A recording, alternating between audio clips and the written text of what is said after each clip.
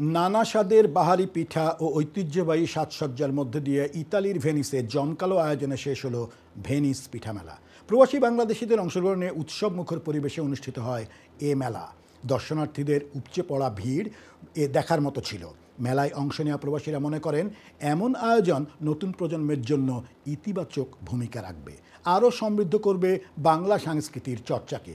মিলন বার্তা ও পাঠক ফোরামের যৌথ উদ্যোগে আয়োজিত মেলার উদ্বোধন করেন স্থানীয় কমিউনিটির নেতৃবৃন্দ। 12টি স্টল নিয়ে আয়োজিত এ মেলায় পিঠার পাশাপাশি ছিল রকমারি শাড়ি, গহনা ও কসমেটিক্স। মেলার কমিউনিটির উন্নয়নে অবদান রাখা ব্যক্তিদের সম্মাননা প্রদান করে।